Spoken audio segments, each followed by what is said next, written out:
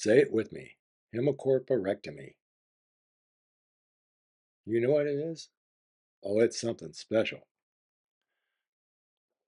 It's not exactly a procedure you want to get in line for. It's not going to enhance your looks. Well, maybe it will, but you're going to lose about 50% of your body. Hemicorporectomy. That's next.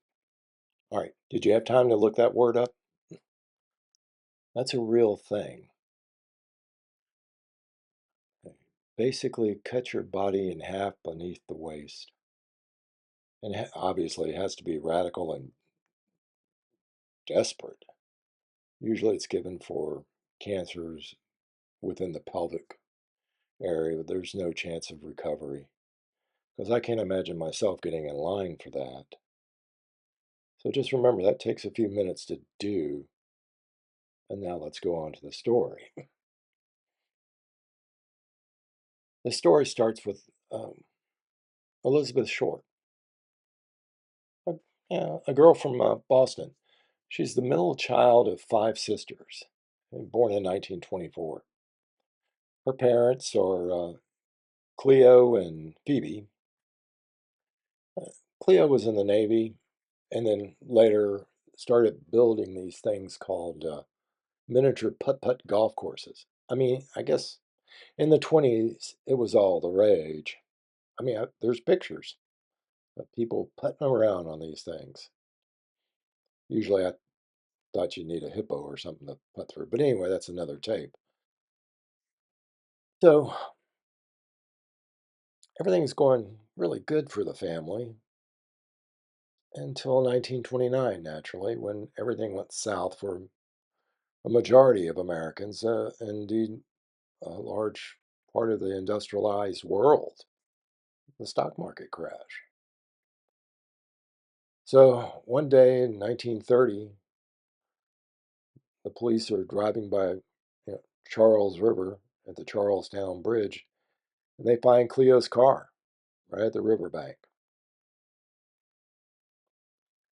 They surmise that this family has lost their father. Well, Phoebe, she's got five kids. She had to go back to work or go to work as a bookkeeper. Close to the same time, um, Elizabeth, also known as Beth, she started developing some pulmonary issues.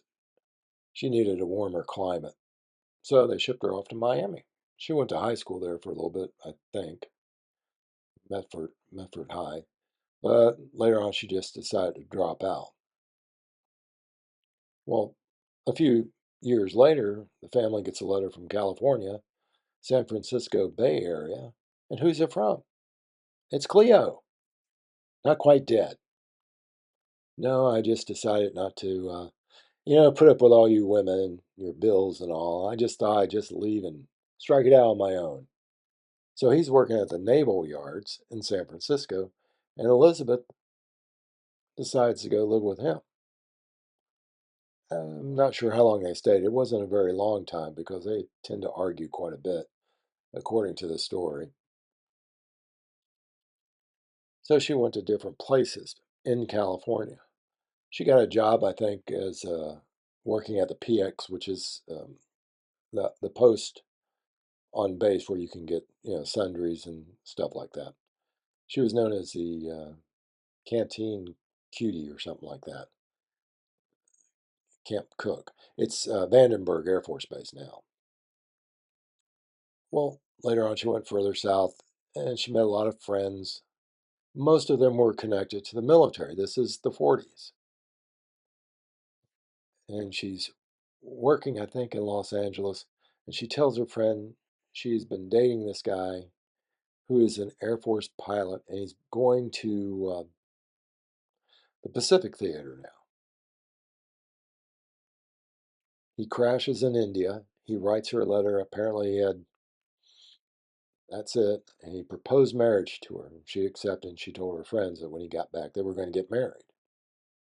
As luck would have it, he would crash again and not walk away from this one. That was August 10th, 1945, one day after the Nagasaki bomb. So that was her luck. And she went and did what I guess you'd call it couch surfing with friends. Santa Barbara, Los Angeles, Long Beach. She had a friend that was in the Naval Reserve there and went back and forth. And she, was a waitress from time to time. And this is the 40s, 1946, 47. The war's over, there's a boom. And her friend said, yeah, that's the way she was. She went back and forth.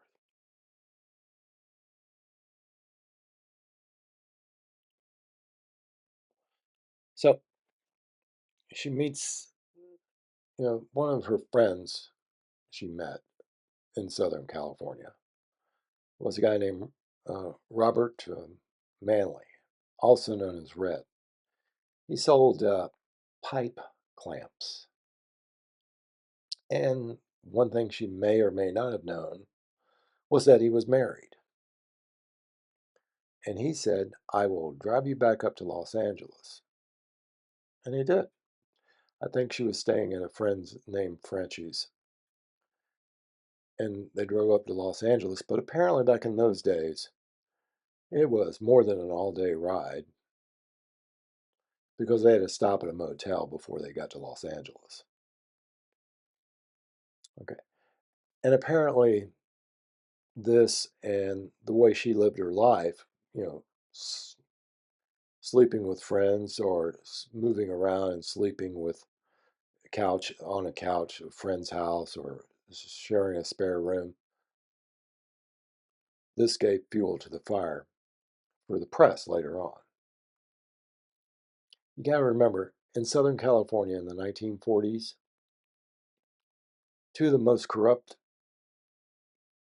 unprofessional groups you could find would be the Los Angeles Police Department and any newspaper, because then copies mattered. You had to get the viewers. You had to sell that copy. You had to make things sensational. You had to try your best to get an extra out of it. They got an extra out of this one. So she goes back. Red Manley's the last person the police say saw her alive. And I believe it was like January 9th. They arrived in Los Angeles. He stated that she dropped her luggage off at the Greyhound bus depot and locked it up. Apparently, she was going to.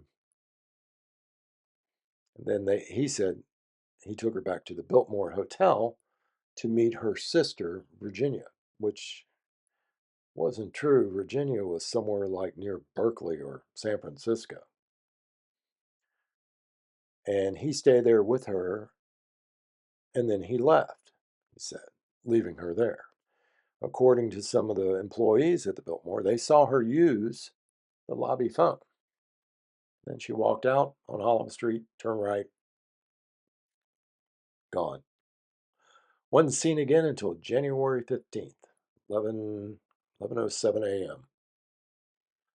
by a woman named Betty who was walking her child in a carriage out of the side, going south on Norton Avenue near 39th Street, I think. She looked to the side. She thought initially she had seen someone, uh, a mannequin, someone had dumped like trash. She looked again and walked faster. She walked as fast as she could to a house that was adjacent, and she called the police. She realized what she had seen. It was a young 22-year-old, basically, who'd gone through that medical procedure of being bisected, laying out in a vacant field. I think there's a house on it now. Her legs were spread. She was without any clothing. There was a couple of concrete sacks there that did have blood on it. And she was posed. Her arms were like in a right angle. When the ME gets there and the detectives, they realize the body was placed there while there was dew on the ground. And dew usually settles in this area at about 2 a.m.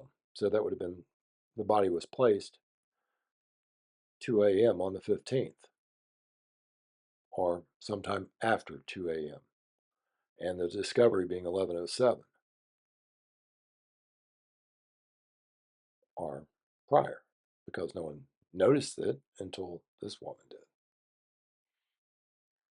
So it gives you a time frame of opportunity at this area to drop the body because it was a body dump. The body had no blood in it. There was no massive blood loss recorded at the scene. So this medical procedure was done someplace else.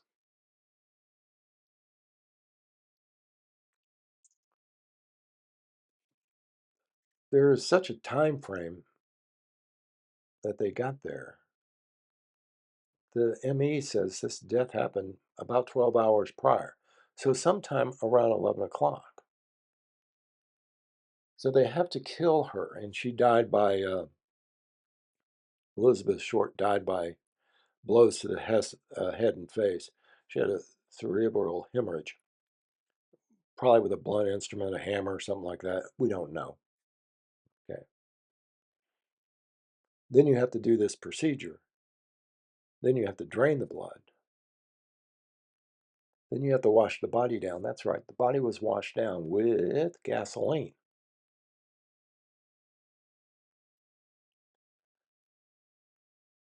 I don't know if they thought that police could get fingerprints off of bodies back then.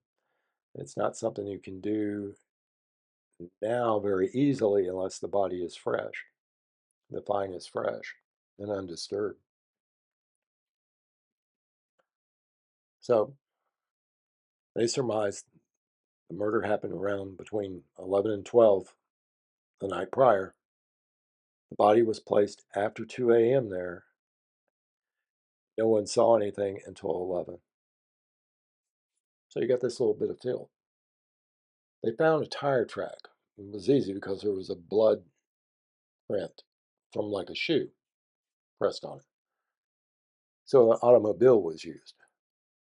And they surmised that Elizabeth Short was placed in these cement sacks and transported that way.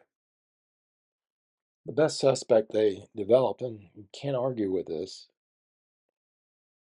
was Red Manley, last person to see her alive. They brought him in. He passed, I think, more than one polygraph, and they couldn't make a case on him. An interesting note is that his wife later had to commit him to an asylum later. Just one of those things. Make a note that 60 people came forward and confessed to the crime. Some of them were women. None of those cases worked out. They couldn't make any of them stick. Most of them were just trying to get their names in the paper. Now, one person who followed the story, we don't know if this was a killer or not, probably, he wrote and congratulated, I think it was the Examiner, on excellent coverage of the Black Dahlia. Now, she was named Black Dahlia because of a recent movie that was released, The Blue Dahlia. And they took a lot of literary, or excuse me, newspaper leeway describing her dressed up, in tight blouses. She had no clothes and short skirts, and that she prowled Hollywood Boulevard, sleeping around. She was probably just sleeping around, not with somebody, but couch surfing. We don't know. I mean, one guy that said he liked her, but he said, I didn't see anything romantic about it because she had bad teeth. Well, this guy who wrote the newspaper sent a couple of items that belonged to Beth or Elizabeth Short. One was a book that belonged, I believe, to a Dane named Mark Hansen. Hansen, yeah. And he's the one who said she was a friend of ours, meaning his fiancee or girlfriend, and that she had stayed with us. And, that's it. And they couldn't make a case on him either. And he said that she had stolen the notebook he had because on it was his name and I think 1937.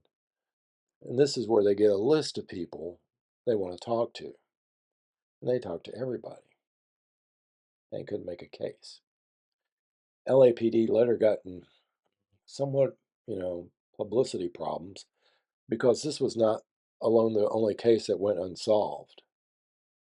And considering that they had quite a good time frame to work with, they posted things asking for help. Do you know where this woman was? For these 6 days. They went back to Florida. They called people in Florida and Boston, Army bases in California. Couldn't develop any leads. So my question is, this procedure going to take some time, and plus they got rid of the blood, and they had to use a car and sacks of transport. When you, a homicide detective once said, you need two things to make a case: motive and opportunity. So you got to find someone with that. Now they thought LAPD at the time served a warrant on the USC Medical Center because it was within the area. It was a good call. I would have gone a little further and looked at funeral homes, but that's just me.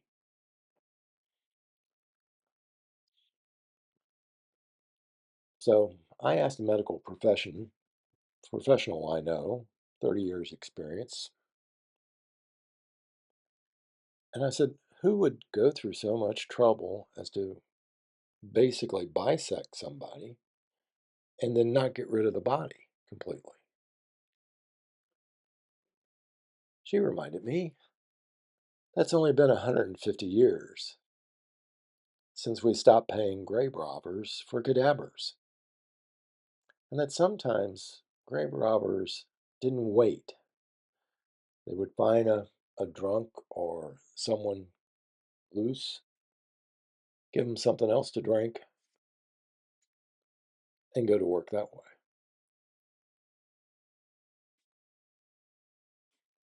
Of course, her other response was, or the subject could just be what we call the medical field JPFN, just plain nuts. But, you know, she wasn't called that. Sorry, I got lost there for a second. But Elizabeth Short, what we do not know, the newspapers create it for us. It just seems like she was a young girl trying to find herself and probably find love, but got shortchanged. There was a police detective who wrote a book and said that his father, who was a doctor, killed her. I've never read it. Um, a lot of skepticism about that. Another person said that she actually helped her father carry the body there. Of course, people will make these statements 50 years later. I think, maybe delusional.